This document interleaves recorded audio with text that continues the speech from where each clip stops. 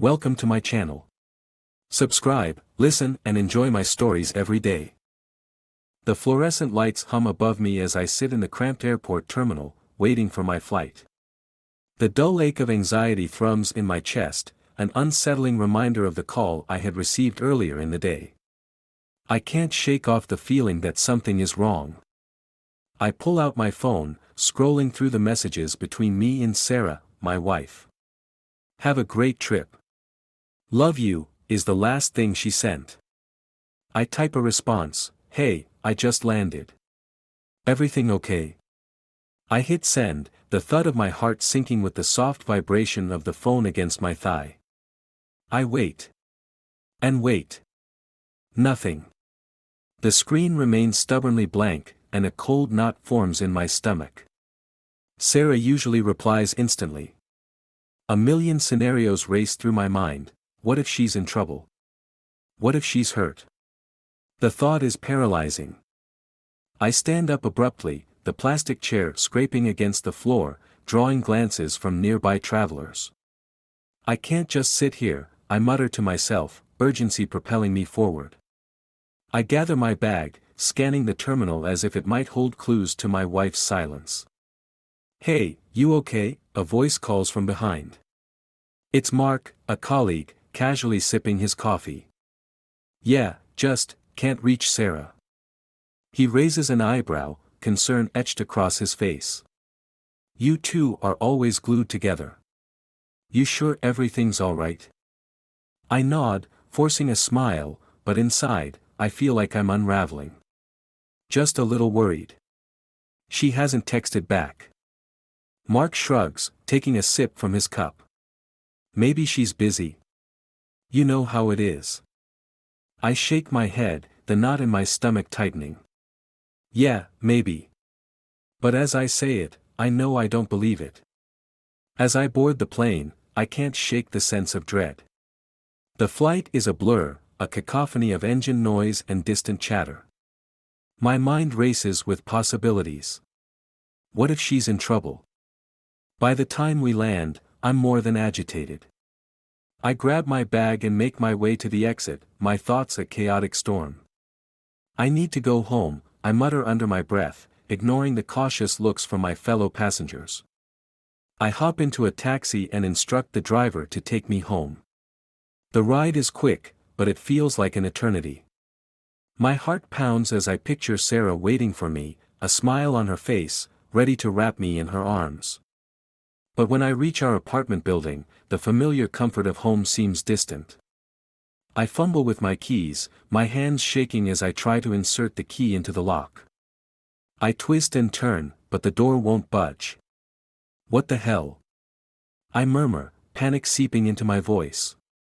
I knock loudly, my heart racing. "Sarah! Are you in there?" Silence answers. My mind spirals. Maybe she's just asleep. I pound on the door again, desperation seeping into my fists. "Open up. It's me." Still nothing. Suddenly, I hear footsteps approaching from down the hall. An elderly neighbor peers around the corner, concern written on her face. "Is everything all right?" "No." My wife, she's not answering. She steps closer, peering at the door. "I saw her leave with someone earlier. A man. I thought it was strange. The ground feels like it's shifting beneath me." "What do you mean?" I choke out, trying to comprehend her words. "I'm sorry, dear. I thought you knew." She shakes her head, her voice softening. She looked happy. I step back, my breath hitching. No. No, this can't be happening. My hands clench into fists as anger surges through me, battling the confusion. "You should call her," the neighbor suggests, her voice fading as I pull away. I stumble down the hall, my heart pounding like a drum in my ears. I dial Sarah's number, the ringing echoing my racing thoughts. "Pick up. Please, pick up." But it goes to voicemail. I stand there, a storm of emotions swirling inside me. I'm furious, betrayed, lost. I can't take it anymore. I whip around, storming back to my door, desperate to escape the reality that's collapsing around me. With one last surge of adrenaline, I kick the door, the wood splintering under the force. The door swings open, revealing a darkened apartment, eerily quiet. I step inside, scanning the room. What I see freezes me in place: empty walls, bare shelves. Panic grips me. Sarah. I call out, my voice echoing through the emptiness. There's no answer. Just silence. I move through the apartment, each room a hollow shell. It's as if the life we built together has been stripped away. I reach the bedroom, my heart pounding. The bed is made, but everything else is gone. And then I see it, a note on the nightstand, scrawled hastily in Sarah's handwriting. I'm sorry. I can't do this anymore. I've left for Switzerland with someone who truly makes me happy. The words hit me like a punch to the gut. My breath catches in my throat. No, no, no, I whisper, my world shattering around me. Rage ignites within me. How could she do this? I grab the note, crumpling it in my fist. You think you can just walk away? I roar into the empty apartment, the walls absorbing my anger. In that moment, something inside me shifts. This isn't just betrayal, it's a declaration of war. I will make her regret this. I will ruin her life, just as she has ruined mine. The door slams shut behind me as I storm out, determination flooding my veins. Sarah thinks she can escape me, but she has no idea what I'm capable of. As I step into the cool night air, I vow to make her pay. She may have sold our home, but she will never sell the memories, the love, the life we built together. And I will ensure that she understands the price of her betrayal. I pull out my phone, my fingers shaking with rage as I draft a text to Mark. I need your help. The game has changed, and I am ready to play. The streetlights cast a cold glow as I step outside, the reality of my wife's betrayal still wrapping around me like a suffocating shroud. I lean against the side of the building, my breath coming in shallow gasps. What now? I mutter to myself, the adrenaline still pulsing in my veins. I pull out my phone, heart racing, and scroll through my contacts until I find Mark's name. My thumb hovers over the screen. I need your help, I text again, desperation creeping into my thoughts. The reply is quick, his concern palpable. What happened? You okay? I take a deep breath, trying to find the right words. Sarah left. With someone else. I need to know who. Meet me at the bar in 10, he responds, and I can almost hear the worry in his voice. I don't waste another second. The bar isn't far from the apartment, and I sprint the few blocks, my mind racing with thoughts of vengeance and betrayal. As I enter the dimly lit establishment, the familiar scent of beer and whiskey envelopes me, but tonight it feels foreign, tainted. Mark is already at the bar, nursing a whiskey. His brow furrows as I approach, concern etched on his face. You look like hell, man. Yeah, well, it's been a hell of a night. I slide onto the stool next to him, my fingers tapping nervously against the bar. She sold the apartment. Took everything. She's with some guy in Switzerland. Mark shakes his head, disbelief evident in his eyes. What the hell? You had no idea. I scoff, the anger bubbling up again. No. I was away for work, and she didn't even have the decency to tell me. He takes a sip of his drink, considering his words. What do you want to do?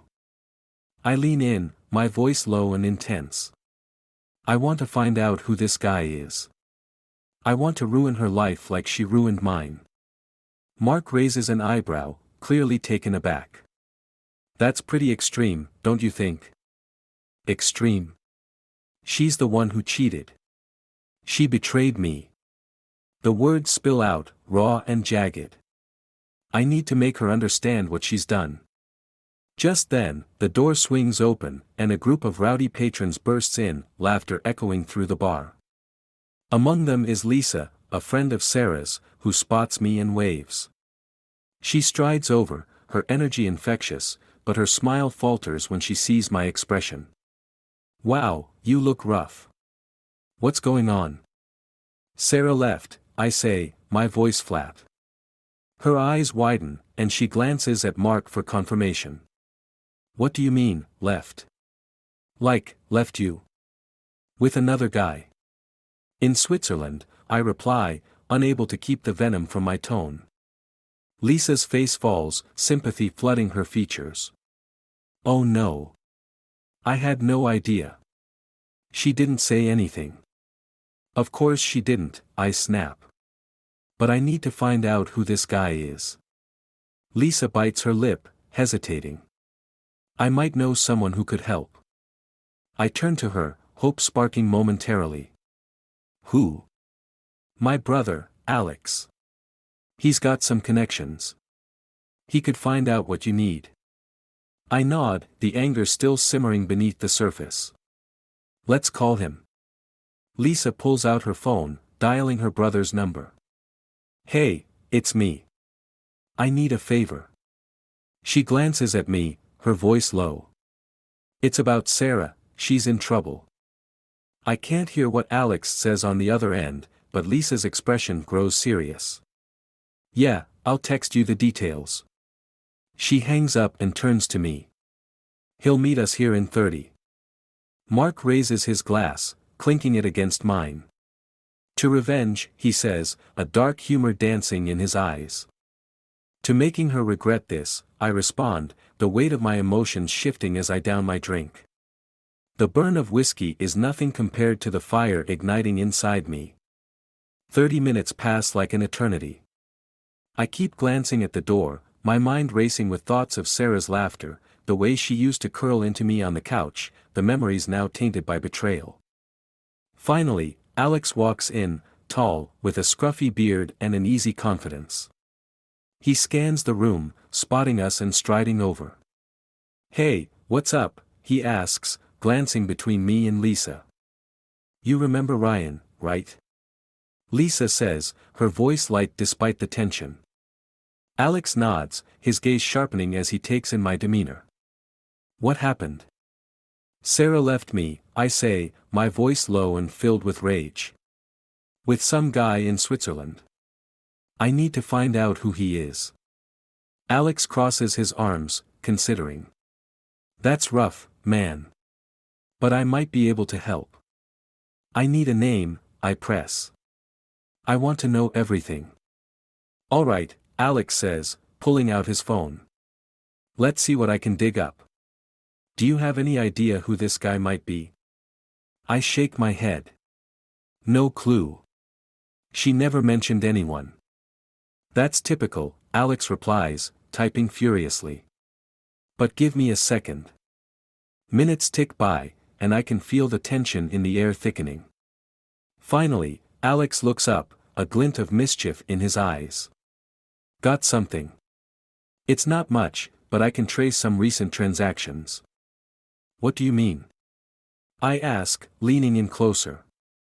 "I have a friend in banking.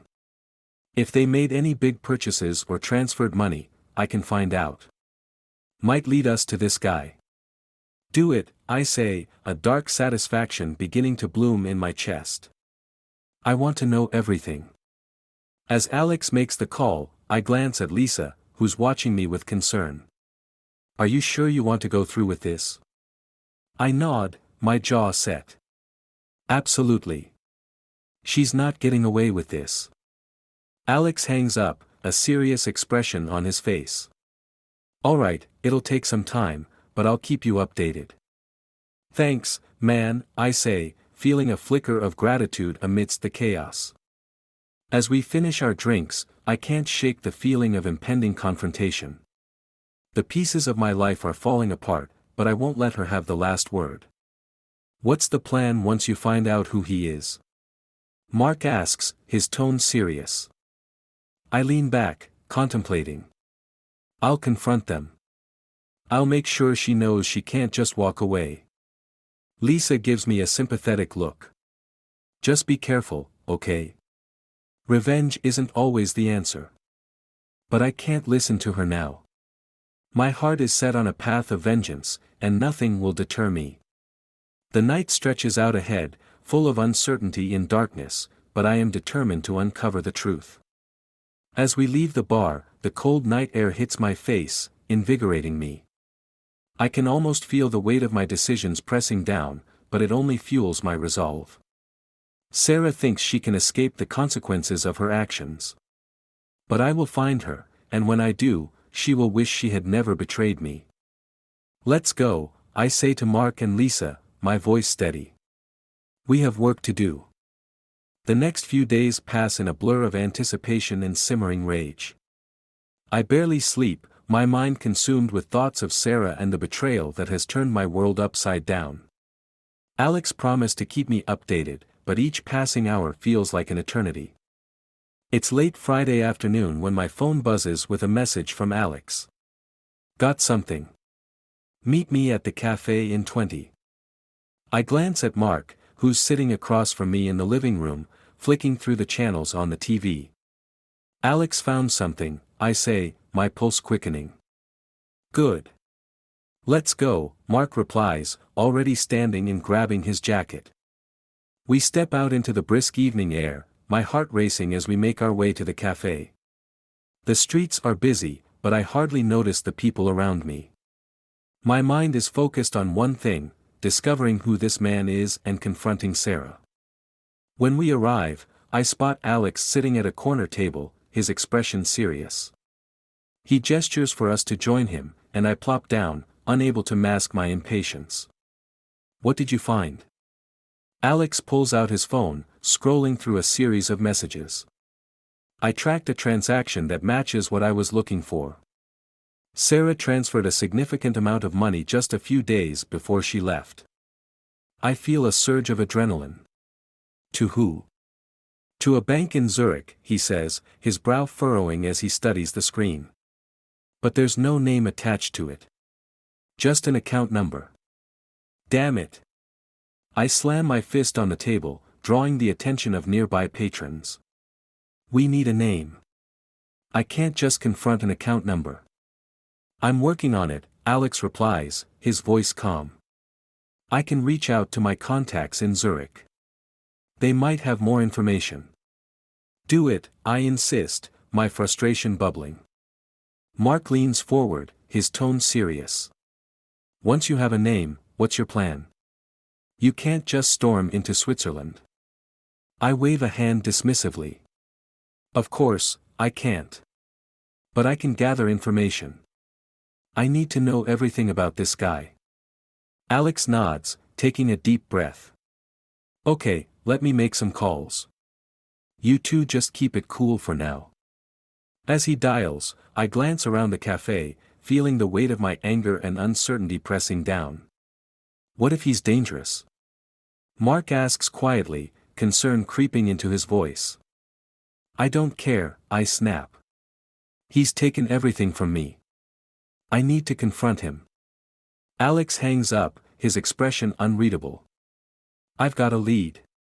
It's going to take a little while to get more details, but I'll keep you posted. We leave the cafe, the night air sharp against my skin. I can feel the tension building inside me, a restless energy waiting to be unleashed. What if you go after Sarah first?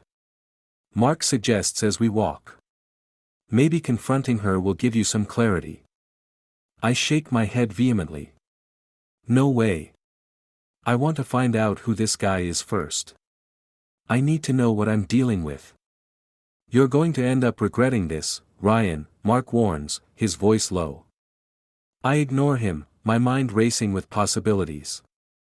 We stop at a bar nearby, the ambience buzzing with laughter and chatter, a stark contrast to my internal turmoil. I order a whiskey, needing something to take the edge off. As the bartender pours my drink, I catch sight of a woman at the end of the bar. She's striking, with dark hair cascading over her shoulders, a confident demeanor that draws my attention. I can't help but stare as she laughs with a friend. Mark nudges me, his eyes following my gaze. You're not thinking about her, are you? I shake my head, forcing myself to focus. No, just lost in thought. As I down my drink, I catch snippets of the woman's conversation. She mentions Zurich. My ears perk up, and I lean closer, trying to overhear. I can't believe you're actually going to see him, she says, excitement evident in her voice. A sinking feeling settles in my stomach. I glance at Mark. We need to find out who she's talking about. He raises an eyebrow, clearly intrigued. You think she knows something? She might. Let's go talk to her. I walk over, my heart racing as I approach the bar. Excuse me, I say, trying to sound casual despite the tension. I couldn't help but overhear your conversation. You mentioned Zurich. The woman turns to me, her expression shifting from surprise to curiosity. Yeah, I was just telling my friend about a trip I'm planning. Why do you ask? I'm looking for some information about someone who lives there. Thought you might be able to help, I say, trying to gauge her reaction. Information? About who? She leans in, intrigued. Just someone I used to know, I reply, keeping my tone light. Mark steps up beside me, adding, we're just looking for some leads. It's important. The woman narrows her eyes, studying us. You don't look like the type who goes around asking for help. I shrug, maintaining my composure. Desperate times call for desperate measures. She chuckles, a hint of mischief in her eyes. Fair enough. What's the name? I hesitate, unsure how much to reveal. It's complicated. Just a friend I lost touch with. Any chance you have connections over there? Actually, I do, she replies, her interest piqued. I have some friends who work in finance in Zurich. Maybe they could help you. My pulse quickens. That would be incredible. I could use all the help I can get. She glances around, then leans closer. What's your name? Ryan. I'm Mia. Let's exchange numbers. I can see what I can dig up. We trade information, my hope growing. Thank you, Mia. This means a lot. As I step away, Mark gives me a sideways glance. That was smooth. You think she'll actually help? I have to believe she will, I reply, the knot in my stomach easing slightly. We finish our drinks, the conversation flowing easily now, but my mind is still focused on Sarah and the unknown man. I glance at my phone, willing Alex to call with the information I need. Let's head back to my place, I say finally. We can keep an eye on our phones and see if Mia gets back to us. As we walk, I can't shake the feeling that I'm on the precipice of something monumental. The confrontation is looming, and I'm ready to unravel the tangled web of lies Sarah has spun. With every step, I feel the tension building, and I know that soon, the truth will come to light. Sarah may think she can escape her actions, but I will be the one to pull her back into reality, no matter the cost. Let's get this done, I say, determination flooding my voice. I'm done waiting. The days pass like a slow-burning fuse, and my anticipation builds with every passing hour. I've been replaying the plan in my head, how I'll confront Sarah and the man who has stolen her away. But it's the unknown that gnaws at me the most. Who is he? What does he mean to her? I sit in my living room, scrolling through my phone for the 100th time, waiting for news from Alex or Mia. Mark paces the floor, his worry palpable. You need to keep your cool, Ryan. This isn't going to solve itself overnight. I snap my head up, frustration bubbling over. I know that. But I can't just sit here and do nothing. She's living her life while I'm stuck in this hell.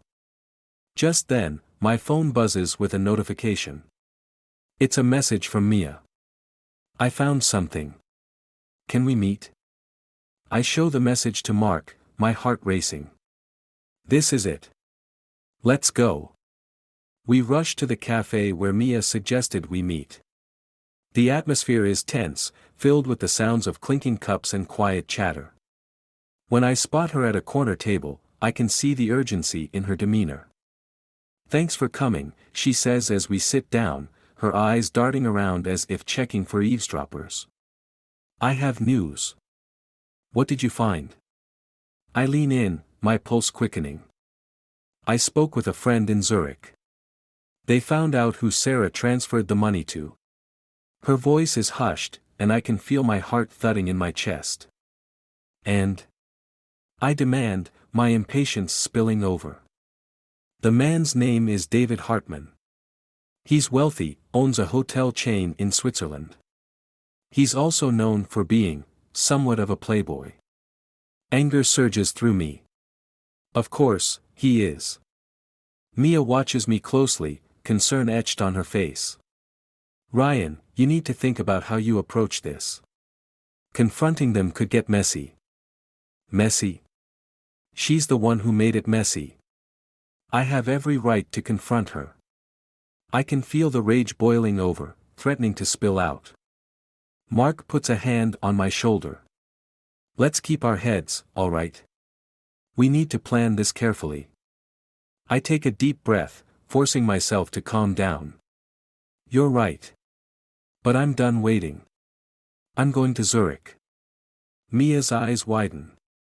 "You can't just show up at his hotel. That's reckless. What other option do I have?" I shoot back. "I can't let this go.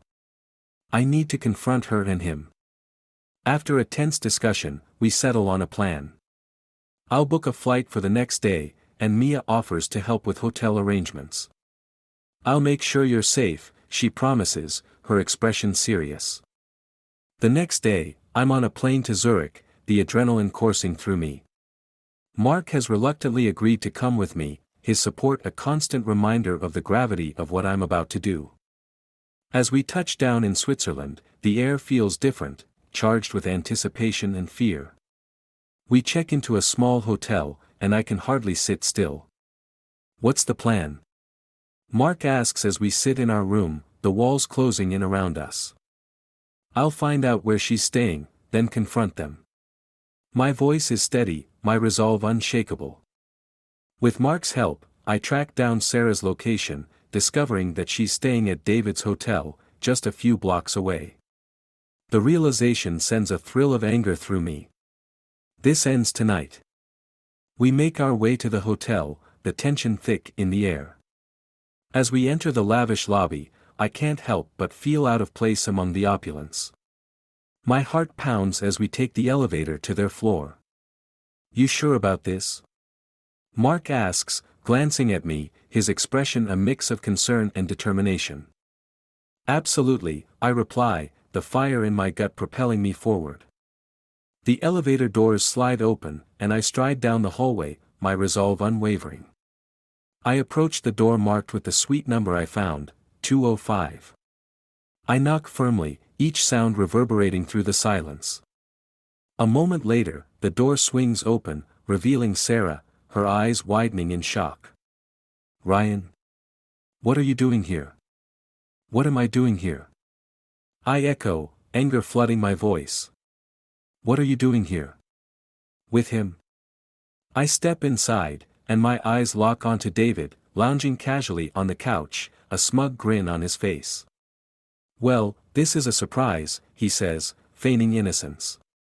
"You think you can just take my wife away and live happily ever after?" My voice rises, fury spilling out.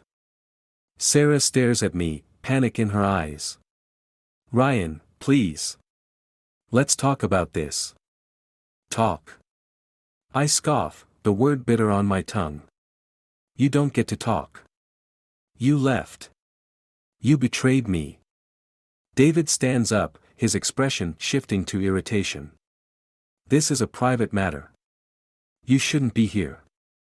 "Oh, I'm very much here," I reply, stepping closer, my anger boiling over. "You think you can just waltz in and take what's mine?" Sarah tries to interject, her voice shaky. Ryan, you don't understand. But I cut her off. No, you don't understand. You think I'd let you walk away without consequences? In that moment, everything becomes a blur. David steps forward, his presence imposing. You need to leave now, or I'll call security.